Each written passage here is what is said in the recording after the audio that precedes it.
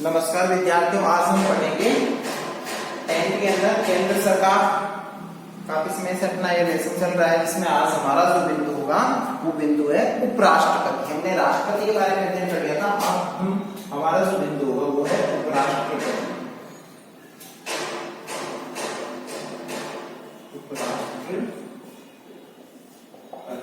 और उपराष्ट्रपति के बारे में संपूर्ण तरीके से हम इसकी जानकारी अर्जित करेंगे, क्या है इसके विषय के अंदर इसकी सब जानकारी।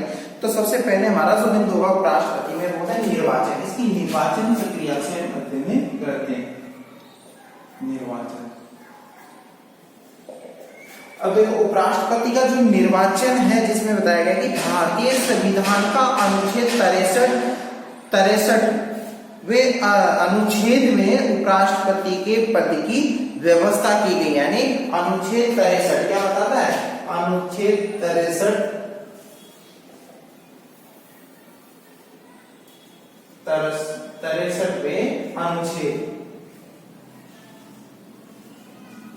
अनुच्छेद में उपराष्ट्रपति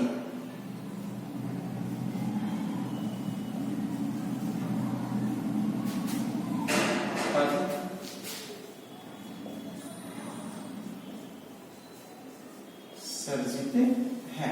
देखो भारत में 63वें अनुच्छेद में उपराष्ट्रपति का पद सर्जित किया गया। यानी 63वां जो अनुच्छेद है वो किससे संबंधित है? भारत के अंदर एक उपराष्ट्रपति होगा। कौन होगा?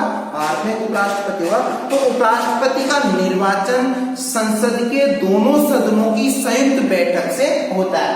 मतलब निर्वाचन कैसे होगा इसका? निर्वाचन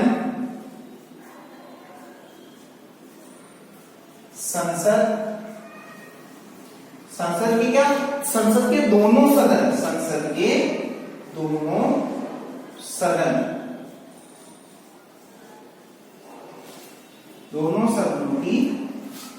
संयुक्त बैठक से होगा। अब देखो किस जो निर्वाचन वो संसद के दोनों सदनों की संयुक्त बैठक से होगा। भारत में एक उपराष्ट्रपति होगा और उसका जो निर्वाचन किया जाएगा संसद के दोनों सदन, लोकसभा और राज्यसभा दोनों ही मिलकर किसका निर्वाचन करेंगे? भारत में राष्ट्रपति का निर्वाचन करेंगे। और ये निर्वाचन आनुपातिक प्रतिनिधित्व प्रणाली की एकल संक्रमणीय मत पद्धति, मतलब किस तरीके से होगा? यह है निर्वाचन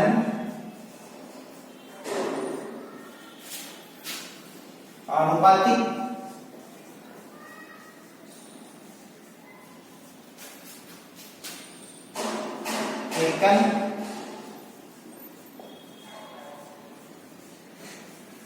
एकल संक्रमणीय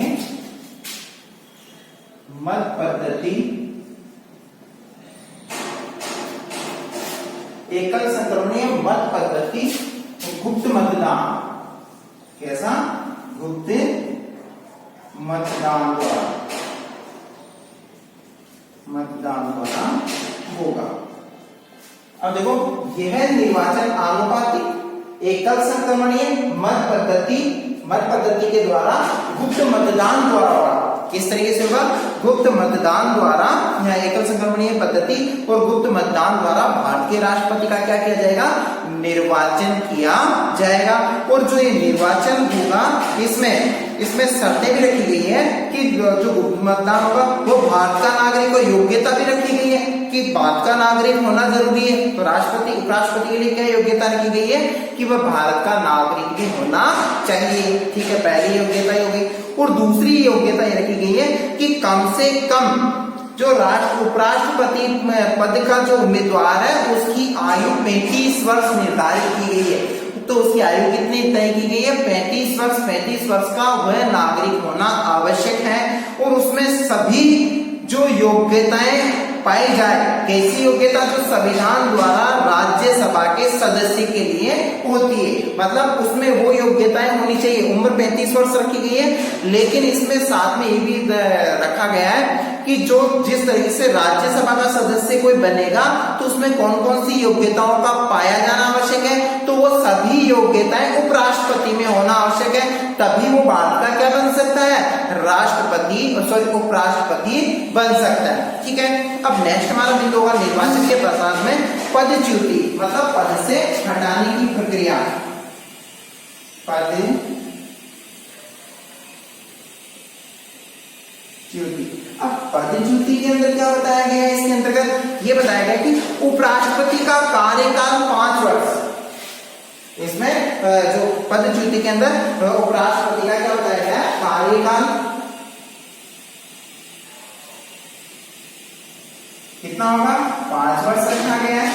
5 वर्ष के लिए उसे क्या किया जाता है, निर्वाचित किया जाता है और स्वेच्छा से त्याग पत्र द्वारा अवधि के पूर्व भी अपना पद छोड़ सकता है, मतलब अपनी इच्छा से, स्वेच्छा से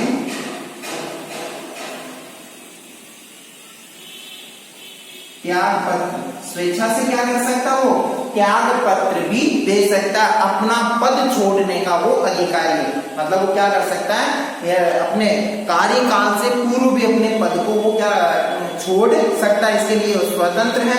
और दूसरी चीज ऐसे मतलब जो उसके द्वारा जो पद छोड़ा जाएगा, ऐसी सूचना उसे क्या देनी होगी, संसद के सदन को 14 दिन पूर्व ऐसी सूचना देना आवश्यक है और 14 दिन पूर्व देने के पश्चात उसको उसके पद से क्या कर दिया जाएगा, पद से विमुख किया जा सकता है। तो इस तरीके की इसमें पदच्युति से संबंधित इसमें जो शर्त रखी गई वो रखी गई है। और उपराष्ट्रपति की शक्तियां और कार्य के बारे में अध्ययन करते हैं कि उपराष्ट्रपति को कौन कौन सी शक्तियां प्राप्त है और उसके द्वारा कौन कौन से कार्य किए जाते हैं। उपराष्ट्रपति की शक्तियां और कार्य,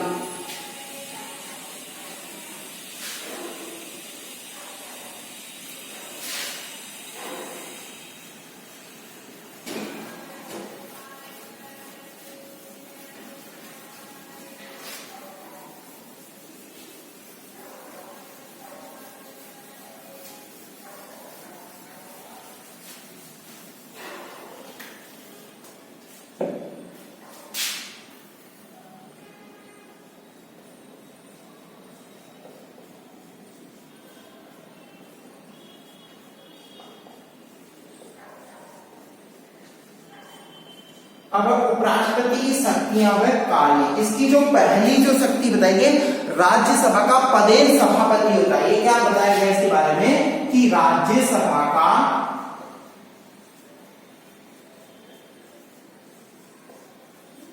पदेन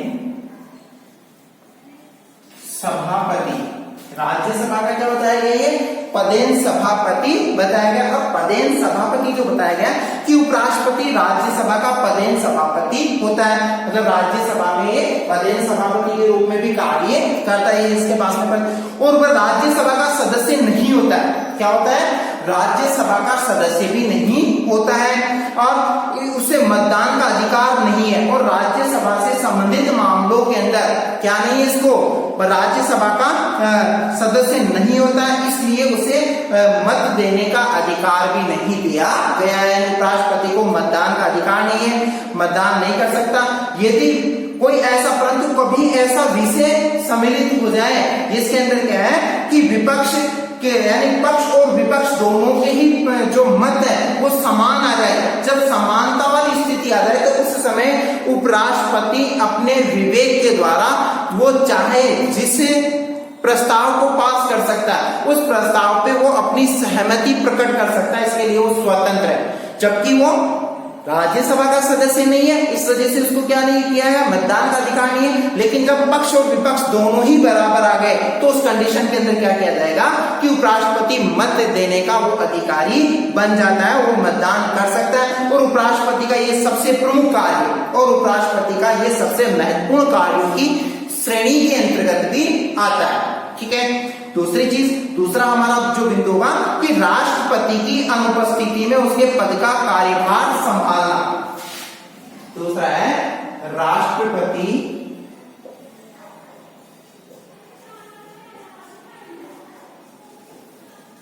की अनुपस्थिति में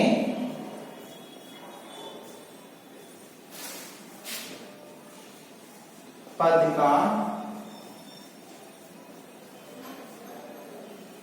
कार्यभार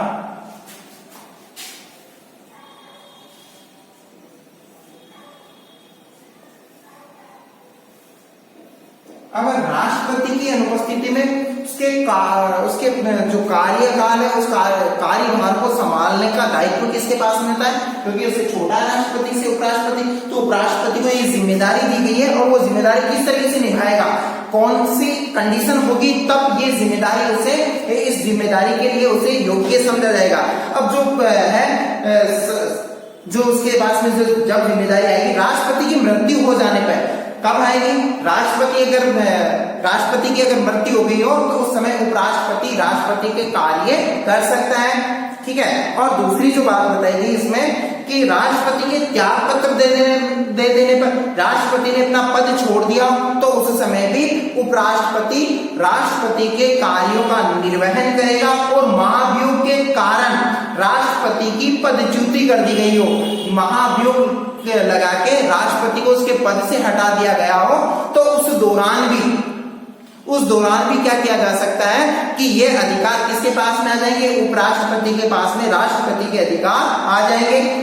और अन्य किसी कारण से कि राष्ट्रपति की असमर्थता की स्थिति, राष्ट्रपति कार्य नहीं कर पा रहा, कोई बीमारी हो गई या कोई ऐसी स्थिति उत्पन्न हो गई हो, तो उस दौरान भी उपराष्ट्रपति को यह स्वतंत्रता है कि वो राष्ट्रपति के कार्यों को अपने हाथ में ले सकता है, ठीक है। तो इस तरीके से राज्यसभा का पदेन सभापति बताया गया है और राष्ट्रपति की अनुपस्थिति के दौरान उसे इन सब कार्यों का निर्वहन करने के लिए भी उसे जिम्मेदारी बताएंगे। नेक्स्ट बिंदु हमारा प्रधानमंत्री के बारे में अध्ययन करते हैं।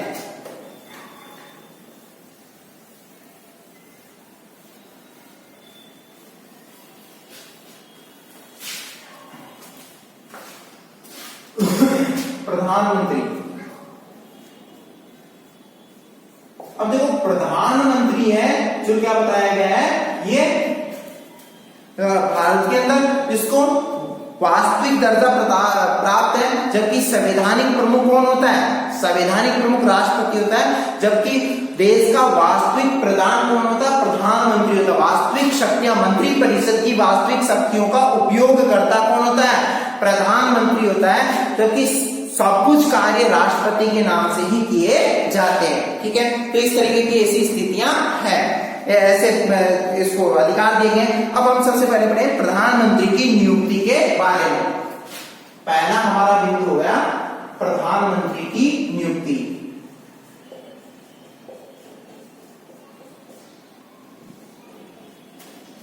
प्रधानमंत्री की, अब देखो प्रधानमंत्री की जो नियुक्ति है वो प्रधानमंत्री की नियुक्ति राष्ट्रपति करेगा, नियुक्ति कौन करेगा, राष्ट्रपति करेगा। प्रधानमंत्री की नियुक्ति कौन करेगा, राष्ट्रपति। ये राष्ट्रपति के पास में अधिकार है कि वो प्रधानमंत्री को नियुक्त करे और राष्ट्रपति लोकसभा में बहुमत दल के नेता को प्रधानमंत्री बनाता है। राष्ट्रपति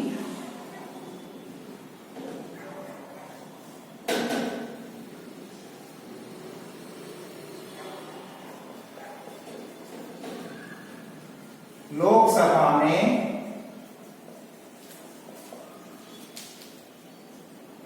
बहुमत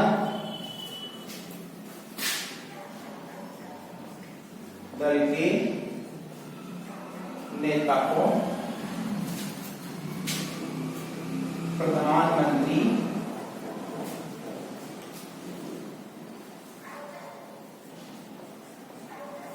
बनाता है।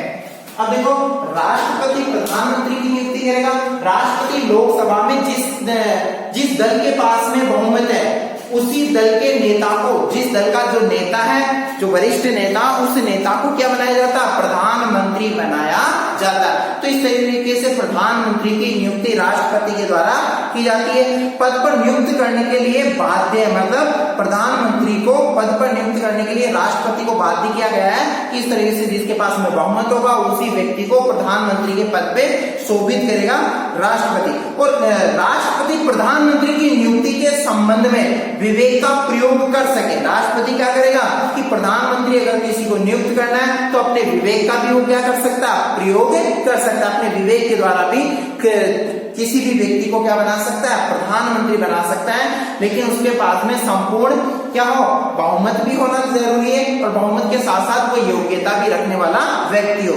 ठीक है, अब प्रधानमंत्री की नियुक्ति के बारे में हमने पढ़ा है। अब पढ़ेंगे प्रधानमंत्री की कार्य शक्तियां अधिकार। प्रधानमंत्री तो है लेकिन इसके जो कार्य शक्तियां व अधिकार, प्रधानमंत्री के कार्य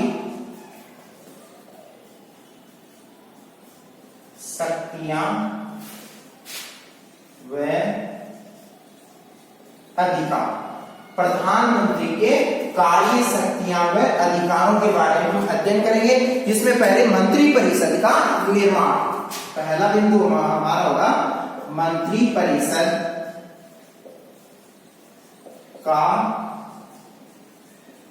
निर्माण। अब मंत्रिपरिषद का जो निर्माण है वो किस तरीके से होता है? देखो, प्रधानमंत्री अपना पद ग्रहण करने के बाद प्रधानमंत्री सर्वप्रथम जो कार्य है उसका मंत्रिपरिषद का निर्माण करता है। मतलब प्रधानमंत्री किसका निर्माण कर रहा है? मंत्रिपरिषद का निर्माण करना है। अपने पद के साथ साथ वो अपना कुनबा, अपना परिवार भी तैयार करता है, जो उनको अलग अलग विभागों का आवंटन उसके द्वारा किया जाता है। प्रधानमंत्री ही निर्णय करता है। प्रधानमंत्री ही क्या निर्णय करता है कि वैधानिक सीमा के अंतर्गत रहते हुए प्रधानमंत्री ये निर्णय करता है कि वैधानिक मतलब कानूनी सीमा के अंतर्गत रहते हुए मंत्रिपरिषद में कितने मंत्रियों और कौन कौन मंत्री हो, मतलब उसे नियमों के अनुसार ही मंत्रियों की नियुक्ति करनी है, किस व्यक्ति को मंत्री बनाना है और कितने मंत्री नियुक्त करने हैं, तो ये प्रधानमंत्री इस मामले में स्वतंत्र होता है। तो मंत्रिपरिषद का निर्माण। दूसरा, मंत्रियों में विभागों का बंटवारा और परिवर्तन। मंत्रियों में विभागों का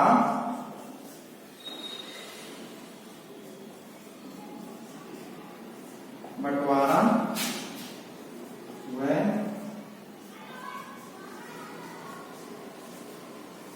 अब देखो, मंत्रियों में विभागों का बंटवारा मतलब किस व्यक्ति को कौन सा विभाग देना है।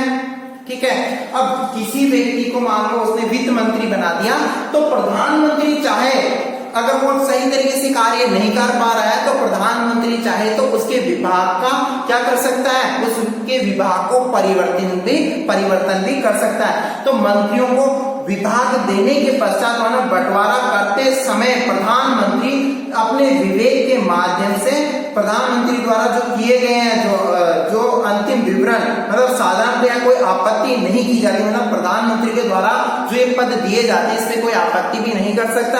और प्रधानमंत्री चाहे तो जिस व्यक्ति को जो विभाग दिया गया उसके विभाग को परिवर्तन भी कर सकता है। ये किसके पास में अधिकार होता है? ये प्रधानमंत्री के पास में होता है। विभागों का आवंटन करेगा, बंटवारा करेगा, विभागों को बांटेगा और बांटने के पश्चात उसके अंदर वो चाहे जिस व्यक्ति को जो पद दिया गया उस पद के अंदर परिवर्तन भी कर सकता है। ये प्रधानमंत्री के पास में अधिकार होता है। तीसरा हमारा बिंदु होगा मंत्रिपरिषद का कार्य संचालन। मंत्री परिषद का कार्य संचालन। अब मंत्रिपरिषद का जो कार्य संचालन है उसके बारे में क्या बताया गया है? मंत्रिपरिषद के कार्य संचालन के अंतर्गत ये बात रखी गई है कि प्रधानमंत्री मंत्रिमंडल की बैठकों का सभापतित्व करेगा, मतलब उनकी प्रमुखता करेगा, यानी मंत्रिमंडल की बैठकों का आयोजन करने का अधिकारी कौन होगा? प्रधानमंत्री होगा, उनसे सलाह मशवरा करेगा और मंत्रिमंडल की समस्त कार्यवाही का संचालन करता। मंत्रिमंडल को बुला के और समस्त कार्यवाही का संचालन किसके हाथ में होता? प्रधानमंत्री के पास में होता। प्रधानमंत्री समस्त कार्यवाहियों का संचालन अपने द्वारा करता है और मंत्रिपरिषद की बैठक में उन्हीं विषयों पर विचार किया जाता है। कौन से विषयों पर विचार किया जाता है? जिन्हें प्रधानमंत्री की कार्यसूची या एजेंडा के अंदर शामिल किया गया है, जिसे हम एजेंडा भी कहते हैं। कार्यसूची को क्या कहते हैं? एजेंडा। तो यानी प्रधानमंत्री ने ये एजेंडा, कोई एजेंडा उसने तैयार कर रखा है, तो उसी एजेंडे पे संपूर्ण मंत्रिमंडल को बुला के बैठक का संचालन किया जाता है और उस बैठक की जो अध्यक्षता है जो सभापतित्व का जो कार्य है वो प्रधानमंत्री के द्वारा ही किया जाएगा। तो मंत्रिपरिषद के कार्य संचालन की प्रमुखता यानी प्रमुख जिम्मेदारी किसकी होती है? प्रधानमंत्री की होती है। प्रधानमंत्री के द्वारा ये कार्य किए जाते हैं। अब शासन के विभिन्न विभागों में समन्वय, चौथा बिंदु है शासन के विभिन्न विभागों में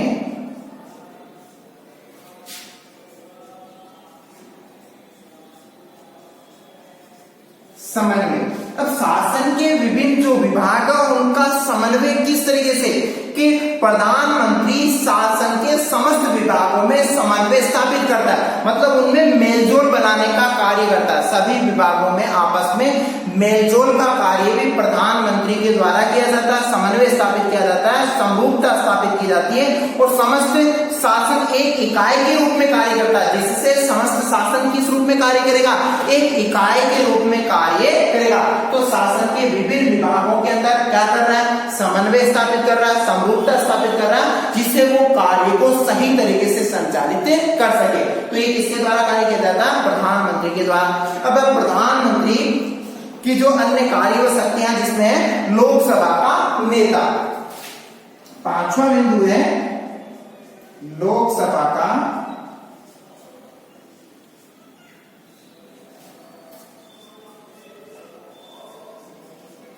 प्रधानमंत्री क्या होता है? लोकसभा का नेता भी होता है। कि प्रधानमंत्री संसद का मुख्यतया लोकसभा का क्या होता है? नेता। प्रधानमंत्री संसद में, संसद का जो सदन है, निम्न सदन है, उसका नेता भी होता है, यानी लोकसभा का नेता होता है। और कानून निर्माण समस्त कार्य में प्रधानमंत्री ही नेतृत्व प्रदान करता है, यानी कानून निर्माण की जो प्रक्रिया निभाई जाती है उन संपूर्ण कार्यों की देखरेख संपूर्ण जिम्मेदारी किसकी होती है? प्रधानमंत्री की होती है। प्रधानमंत्री इस मामले में स्वतंत्र है कि वो कानून निर्माण का कार्य किसके द्वारा किया जाता है? प्रधानमंत्री के द्वारा ही किया जाता है, सरकार के द्वारा ही किया जाता है। और सरकारी विधेयक उसके निर्देशानुसार ही तैयार किया जाता है। जो भी सरकारी विधेयक अगर पारित करना है, सरकारी विधेयक मसौदा को तैयार करना है, तो वो प्रधानमंत्री की सलाह से ही तैयार किए जाएंगे। ये जिम्मेदारी प्रधानमंत्री पे। प्रधानमंत्री जब तक उस पर सलाह नहीं देगा तब तक सरकारी विधेयक पारित नहीं किए जाएंगे, मतलब उनको तैयार नहीं किया जा सकता। तो इसके अंदर यानी लोकसभा का नेता होता है, तो उसके पास में जिम्मेदारी होती है कि वो सरकारी मसौदे को तैयार करे, कानून निर्माण के अंदर अपनी महत्वपूर्ण भूमिका का योगदान दे। छठा हमारा पॉइंट होगा राष्ट्रपति तथा मंत्रिमंडल के बीच संबंध स्थापित करता। छठा हमारा बिंदु है प्रधानमंत्री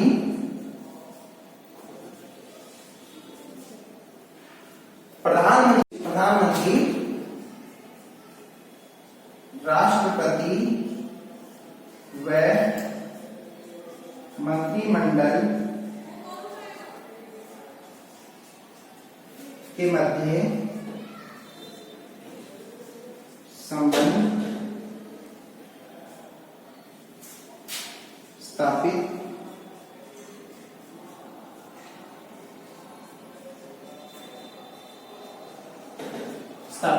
करता है। यानी प्रधानमंत्री जो है मंत्रिमंडल और राष्ट्रपति के मध्य संबंध स्थापित करने का भी कार्य कर रहा है। कि सार्वजनिक जो महत्व के जो मामले हैं, सार्वजनिक महत्व के जो मामले हैं पर राष्ट्र के प्रधान में केवल प्रधानमंत्री के माध्यम से ही क्या किए जाएंगे? संपर्क स्थापित किया जा सकता है। कोई राष्ट्रीय महत्व का कोई बिंदु है तो उस बिंदु पे चर्चा करने का अधिकार किसको दिया गया? प्रधानमंत्री को ही दिया गया। यानी प्रधानमंत्री जो सार्वजनिक मामला हो या राष्ट्र से संबंधित जो मामला हो तो उस पर निर्णय देने का अधिकार या उस पर निर्णय लेने का अधिकार है वो प्रधानमंत्री के पास नहीं होता है। और राष्ट्रपति को परामर्श कर, यानी राष्ट्रपति से परामर्श कर मंत्रिमंडल तक बात पहुंचाता है। यानी राष्ट्रपति और प्रधानमंत्री के मध्य जो वार्तालाप होता है वो सब बातों को किससे साझा कर रहा है? अपने मंत्रिमंडल से साझा करता है। तो उनके मध्य संबंध स्थापित करने का काम भी प्रधानमंत्री के द्वारा किया जाता है।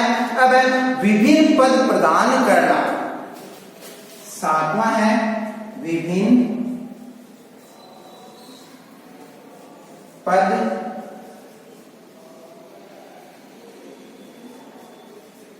प्रदान करना।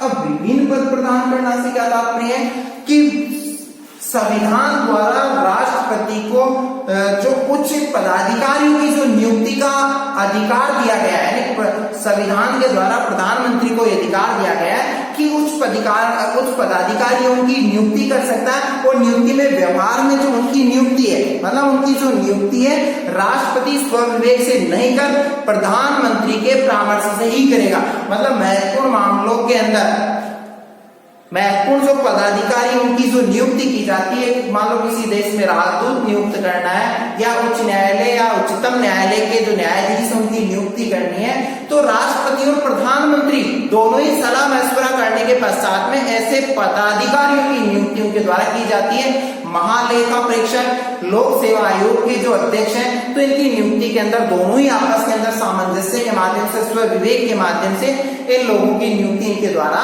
की जाती है। इस तरीके से जो है प्रधानमंत्री की भूमिका है, प्रधानमंत्री की जो शक्तियां हैं और कार्य हैं, वो इस तरीके से अपने अधिकारों का इस्तेमाल करना प्रधानमंत्री की भूमिका होती है।